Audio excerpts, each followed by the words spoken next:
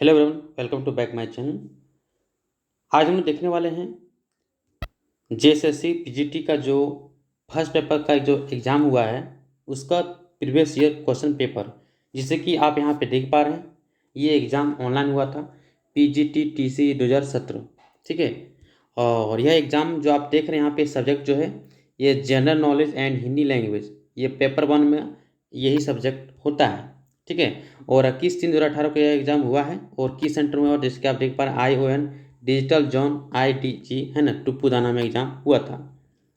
ID जिसका name है वो छुपा हुआ है, यहाँ पे कोई दिक्कत नहीं है। टाइम वगैरह जैसे आप देख पा रहे हैं 9 से 12 यहाँ पे समय दिया गया है। देन हम बात करें क्वेश्चन क्या क्या क्वेश्चन और किस प्रकार से क्वेश्चन रहने वाले हैं। निम्नलिखित में से किसने अकबरनामा लिखा था? तो अबुल फजल है ना, जो कि क्लास 7 में ये क्वेश्चन पूछा हिस्ट्री से, बहुत ही आसान सवाल है। ये भी आपका भूगोल का सवाल है। पृथ्वी के वायुमंडल में नाइट्रोजन का प्रतिशत कितना है? तो 78%, बहुत ही आसान सवाल है। क्वेश्चन नंबर 3 की बात करें तो किस राज्य में मुख्यमंत्री सहित मंत्रियों की संख्या निम्नलिखित में से किससे कम नहीं हो सकती है ना? तो भैया कम से कम 12, क्योंकि झारखंड में, इससे तो कम नहीं हो सकती। अब नेक्स्ट अगर बात करें अगला सवाल का, तो national mission for clean Ganga launched Namami Gange project in जनवरी 2018। ये नमामि गंगा जो योजना शुरू हुआ था, ठीक है, इसमें से लॉन्च हुआ था, ये लिखा है कि national mission for clean Ganga launch. तो इसका राइट आंसर होगा 5 में जो दिया है ऑप्शन नंबर। नेक्स्ट है कि वर्ष 2017 में अर्थशास्त्र में नोबेल पुरस्कार किसने जीता था? मतलब एग्जाम अगर 18 में हुआ है, 2018 में, तो ये 17 वाला डाटा पूछ रहा है। ठीक है, 18 को नहीं पूछा है। इस प्रकार से आप देख पा रहे हैं। तो इसका जो राइट आंसर है रिचर्ड एथ लेसर। इससे आपको सवाल पूछेगा नहीं, लेकिन आप इससे ये आप मतलब इससे आप थोड़ा सा अंदाजा लगा सकते हैं कि सवाल कहाँ से आ सकता है, नहीं आ सकता है। भारतीय संविधान सभा के प्रारूप समिति के अध्यक्ष कौन थे? BR अम्बेडकर थे। ये भी आपका क्लास 8 का सवाल पूछा रहा है।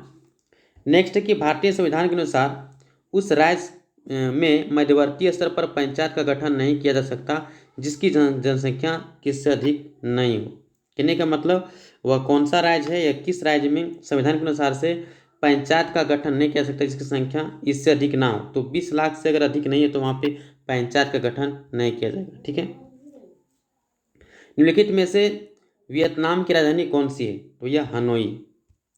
अब आगे की ओर बढ़ते हैं तो आपको मिलता है कि महाराष्ट्र में दलितों और स्थानीय लोगों के बीच संघर्ष के लिए हाल ही में जनवरी 2018 कौन सा स्थान सुर्खियों में था? तो कोरेगांव था। अगला सवाल देखिए, हम 10 में बात करें तो किस शहर को आधिकारिक तौर पर वर्ष 2022 के राष्ट्रमंडल खेलों के मेजबान शहर में रूप से घोषित किया गया था? तो यहाँ पे दिया बमीर घम। तो इस प्रकार से आप यहाँ राष्ट्रीय खेल से ही पूछा है। ठीक है, इससे नज़र लगा सकते हैं कि खेल से भी सवाल पूछता है। नेक्स्ट है आपका कि महिला क्रिकेट के लिए अर्जुन पुरस्कार 2017 किसने जीता है? तो हरमनप्रीत कौर ने। ये भी आपका खेल से ही सवाल रहा है।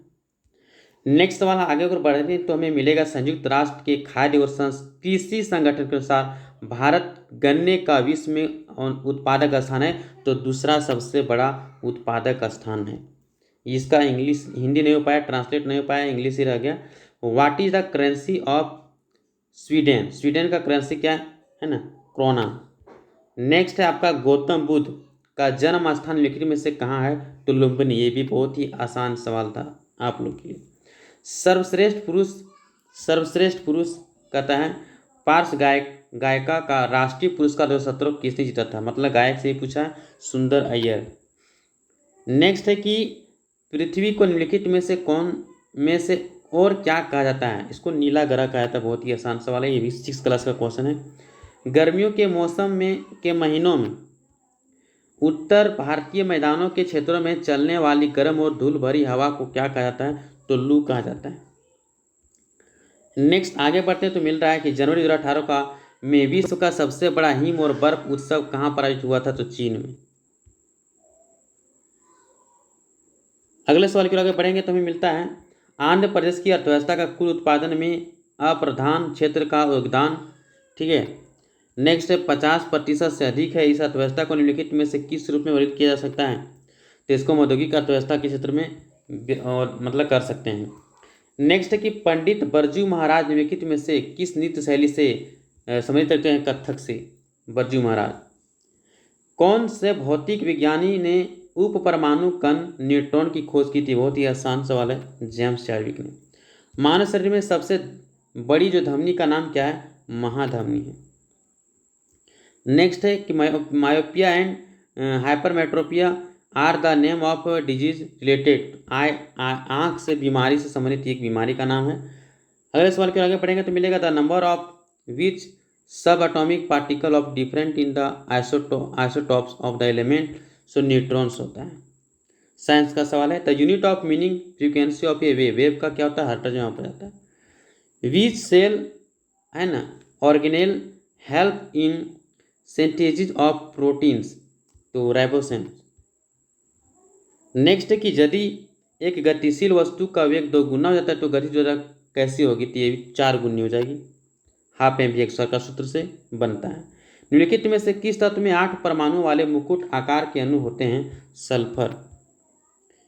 नेक्स्ट है कि यदि A/B बराबर 0.53 प्लस 0.307 हो तो A/B न्यूनतम पद में हो तो A प्लस B का मान क्या होगा? तो 304 होगा। ये आपको अपने से निकाल के चेक करना है।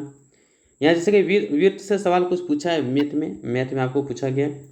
फिर आपको थोड़ा सा दे दिया, आपको रूट वाला सवाल से दे दिया है। फिर आपको दे दिया है आपको भुजा से। नेक्स्ट है त्रिभुज का क्षेत्रफल से, त्रिभुज क्षेत्रफल से सवाल पूछा है। इसके बाद आपका एलसीएम और महत्तम से सवाल पूछा गया है। नेक्स्ट साइन थीटा और कॉस थीटा से भी सवाल पूछा है। नेक्स्ट है कि किसी वस्तु को इतना में बेचा जाता है तो क्रय मूल्य विक्रय मूल्य से भी ये 6-7 का क्लास का जो होता है मैथ उससे पूछा है। जब राम ने गोविंद को देखा तो याद आया कि वह मेरी बेटी के माँ पिता पुत्र है। तो गोविंद मतलब ये रीजनिंग का सवाल है। ठीक है, ये आपका लुप्त श्रृंखला से कि खाली स्थान क्या भराएगा उसको। नेक्स्ट 39 में देखते हैं कि यहाँ भी आपको उत्तर दक्षिण जो सवाल होता है ये वाला दिशा निर्देश है ना, दिशा का ज्ञान डायरेक्शन वाला। रिपीटर वही हो गया आपका। ब्लड रिलेशन से सवाल पूछा है। रीजनिंग का सवाल आ गया, ये सब रीजनिंग का सवाल है, रीजनिंग का क्वेश्चन है। नेक्स्ट 42 में वही आपका रीजनिंग का सवाल ही है। ठीक है, ये भी रीजनिंग का सवाल है। ये रीजनिंग का हम जब पढ़ाएंगे तो रीजनिंग में आपको बताएंगे कि कौन कौन सा सवाल पूछा है। ये चैप्टर हम अगले वीडियो में लेकर के आएंगे, इस चैप्टर को कैसे बनाना है रीजनिंग आसानी से। नेक्स्ट माइक्रो प्रोसेसर में ये VLSI का क्या आता है? तो देखिए ये आपका कंप्यूटर से सवाल है, ये भी कंप्यूटर से सवाल है, समझ गए। तो कंप्यूटर से सवाल भी आता है। बीट बाइट निबल सबको सही आरोही क्रम में समझाए। पहले बीट सबसे छोटा तब निबल तब बाइट ऐसे करके होता है। ASCII एक बीट है तो 7 से 8 बीट होता है। माइक्रोसॉफ्ट वर्ड पेज में मार्जिन पेज ओरिएंटेशन है ना इंडेंटेशन इत्यादि कार्य करने के दोबारा होता है। Alt+P कर दीजिएगा तो हो जाएगा। माइक्रोसॉफ्ट एक्सेल की बात पूछा है यहाँ पर, जैसे कि आप देख पा रहे हैं। नेक्स्ट आपका थोड़ा सा करंट पेपर आ गया, झारखंड का राज्यसभा सदस्य कौन है वगैरह करके पूछा है। अगले सवाल के आगे बढ़ते मिले झारखंड में भागीरथ दुबई गोसाई और पटेल के नेतृत्व में खेरवाड़ विद्रोह हुआ था। थोड़ा झारखंड का हिस्ट्री से सवाल पूछा गया। झारखंड के प्रसिद्ध स्वतंत्रता सेनानी बिरसा मुंडा का जन्म कब हुआ था? ये भी बहुत ही आसान सवाल पूछा है, जिससे कि आप आसानी से जानते होंगे। In the shadows of the state 2010 नामक पुस्तक जो था ये किसने लिखा था? अल्पा साहा ने लिखा था। ठीक है, नेक्स्ट हम बात करें तो यहाँ पर आपको झारखंड सरकार की इस योजना का नाम बताइए। इसमें से विश्व के सहायक ने गीता वर्ग की लड़कियों को सशक्त बनाना है, तेजस्वी योजना। झारखंड में त्रिकुट कोटि चोटी कहाँ पाए जाते हैं? तो देवघर में। त्रिकुट पहाड़ भी बोलते हैं इसको, चोटी वही। झारखंड दसम प्रपात कहाँ है? तो कांची में। नेक्स्ट है कि झारखंड के बाएं हाथ के मध्य क्रम बल्लेबाज जो करते हैं सौरभ तिवारी हैं। तो झारखंड के थोड़ा सा क्वेश्चन आंसर पूछा गया जीके वगैरह करके। नेक्स्ट आपको थोड़ा सा यहाँ पे गद्यांश पद्यांश दे दिया, इसको पढ़ना है, पढ़ करके इसको बनाना है। तो ये बहुत ही आसान आप लोग के लिए। ठीक है, इसको आसानी से कर सकते हो, नो डाउट। और यहीं से बना के इसका आंसर बताना है। तो इसमें आप देखते हैं कि लगभग आपको 10 सवाल इसी से दे दिए जाते हैं। ठीक है, इसी कहानी को पढ़ के एक क्वेश्चन बनाना है। मतलब आप ना बहुत आसानी से पेपर 1 को पास कर सकते हो, थोड़ा सा अगर प्रैक्टिस कर लेते हैं तो। जैसे कि यहाँ पे थोड़ा संधि विच्छेद वगैरह हिंदी लैंग्वेज आ गया है ना। तो आयु के आधार पर जैसे कितने वर्ग में बांटा गया, तो आपका वही सवाल हो गया। यहाँ पे यद्यपि का संधि विच्छेद करें, यदि जोड़ अपी। सापेक्ष का विलोम क्या होता है भैया? निरपेक्ष होता है। जिसे ईश्वर में विश्वास उसे क्या कहते हैं? आस्तिक कहते हैं। युद्ध के लिए कौन सा शब्द प्रयुक्त नहीं होता है? तो रौद्र नहीं होता है। किसमें स्वर संधि होता है? तो रमेश में। कौन सा शब्द तद्भव है तो पत्ता, कौन सा शब्द तत्सम है तो कर्तव्य। 1 मिनट, कर्तव्य यहाँ तक बता रही है। हाँ, नेक्स्ट, साहित्य के संबंध में कौन सा शब्द क्या है भैया, साहित्यिक है। किस शब्द का प्रयोग केवल बहुवचन के लिए होता था, आंसू। किसमें तत्सम पुरुष समास है तो ऋणी मुक्त।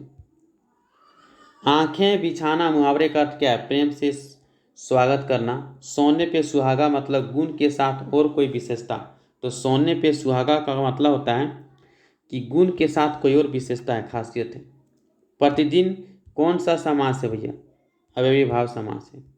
हाथ उठाना मुहावरा, मतलब आप देख रहे हैं ना कि हिंदी से ही आप बहुत सारा नंबर आसानी से ला सकते हो। थोड़ा हिंदी पे ध्यान दीजिएगा तो आपको तो 33% बोला, जिसमें से आप 50 को तो आसानी से कर लीजिएगा तो आपका काम हो जाता है। और अगर 50 को तुक्का लगाइएगा तो उसमें से कुछ ना कुछ नंबर आ जाएगा। तो कमल का प्रतिशत क्या होता है, तो नीरद होता है। नेक्स्ट है कि भिन्नार्थ स्वर और व्यंजन समुदाय के आवृत्ति क्या है, तो भैया यमक अलंकार है। कौन सा शब्द पुल्लिंग नहीं है, तो जैसे कि आयु वगैरह देख रहे हैं यहाँ पे नहीं दिया है। नेक्स्ट है कि चंद्र का पर्यायवाची शब्द क्या होता है, तो यहाँ पे निशाकर होता है। तो टोटल 40 क्वेश्चन पूछे जाते हैं आपका पेपर 1 में। आपका कंप्लीट हो गया।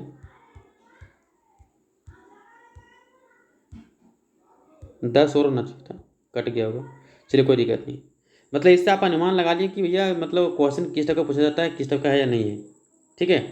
अब इसी का 2-3 को वीडियो हम लेकर के आएंगे, मतलब पेपर वन का जो है इसका 2 या 3 वीडियो लेकर के जो हर शिफ्ट में पूछा गया सारा हम प्रैक्टिस करा देंगे। तो आपका इसी से मतलब बहुत सारा सवाल जो है सो कम से कम इसी से रिपीटेड भी रहेगा, कम से कम कुछ नहीं तो भैया 5 से 10 सवाल तो इसी से जरूर रिपीटेड करने वाले हैं, है ना। 5 से 10 सवाल तो रिपीटेड इसी से हो जाएगा अगर आप 3-4 कर लेते हो अगर, ठीक है।